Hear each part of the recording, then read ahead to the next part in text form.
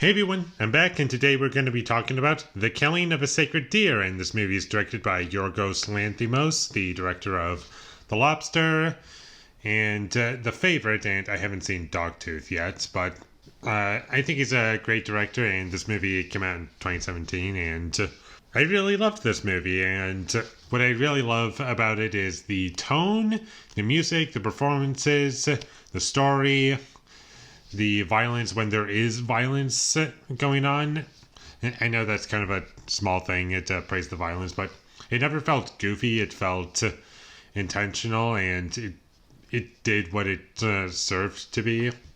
I don't really want to say too much about it because I'm trying not to spoil the movie. And if you're not familiar with Yorgos Lanthimos, I would not recommend this movie to you. I would recommend you either start with The Favorite or The Lobster. Personally, I would say The Favorite, and then The Lobster, and then watch this movie. And I haven't seen Dogtooth yet, so I don't know if that movie is a great place to start. But that's the order I would recommend you watch these movies. Just so you have a good understanding of what to expect from this director. And it's more of the same. The performances are very dry, and it's that way to kind of add to this comedic tone that he's going for. And I like the tone of the movie.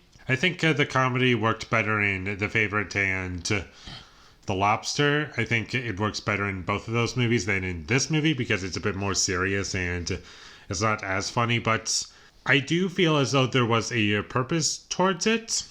And without spoiling the movie, I feel as though it was to make light of a really dark situation and, well, not like take away what from the seriousness of it. And to make it perfectly clear, I'm going to reference The Green Mile. And in The Green Mile, the reason why the guards don't yell or do anything really crazy is because Tom Hanks' character explains that we don't want the prisoners to go crazy and out of control and make everything a mess. So instead of yelling, we just go to talking to make everything nice and calm, so everything goes very smoothly.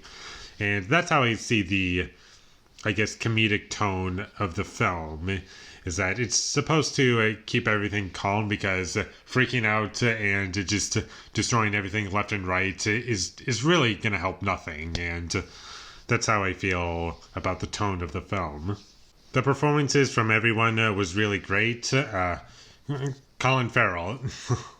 I was about to say Colin Firth. Colin Farrell, he's great in the movie, and Nicole Kidman and the child actors are great, and how often does that happen? And not very often, but in this movie, they were all very convincing, and none of their performances detracted from the movie. If anything, they added to the movie. And another thing that I wanted to bring up was the dialogue given to the characters, and the best way to describe the dialogue is that it's very, they're just saying things that no human being would ever say, but it's funny. They're not telling jokes, it's just funny, like what they're saying. It's like everything they're saying is just so dry that it just becomes funny. And also, this movie is very, very slow, so keep that in mind.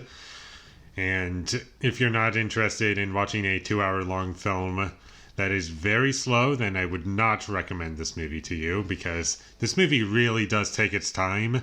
But for me personally, I never found it boring, and I was always with it. And the music for the movie, it was always implying that it was like a horror movie, like even when nothing horrific was happening.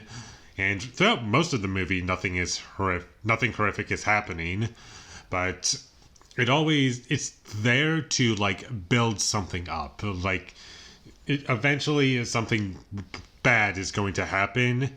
You don't know what, but it's eventually going to happen. And you probably know what's going to happen if you've seen the trailers, but For those who have not, I'm not going to say what it is. I don't want to say the plot of the movie, just in case you haven't seen any of the marketing for this film. So keeping the plot of this movie a secret is what I am going to choose to do. The only issue I have with this movie would be that I've said that the comedy didn't work as well in this movie as it did in the other two movies I've seen from this director. And although it does have a purpose towards it, in my opinion, the only thing that didn't work for me was just a little thing that I found to be a little unintentionally funny, or at least I thought it was unintentionally goofy. And I can't say what it is because it's in the last 10 minutes of the movie, so yeah, you're just never gonna know, I guess, unless I do a spoiler review of this movie. Sorry about that, but I just can't say it. And that's about all I have to say about The Killing of the Sacred Deer. It's great, it's effective when it needs to be, or when it wants to be, and the characters are very well written and really properly developed, and the stakes are clear, and the movie doesn't explain how things are possible, and I think that was a good thing, because if it was like a supernatural movie, that explained everything, then you could just probably pick apart, like, you could have just done that, or maybe what was stopping you from doing that? But this movie doesn't do that, and it doesn't waste any time, and every scene in the movie feels as though there is a purpose towards that scene being in the movie.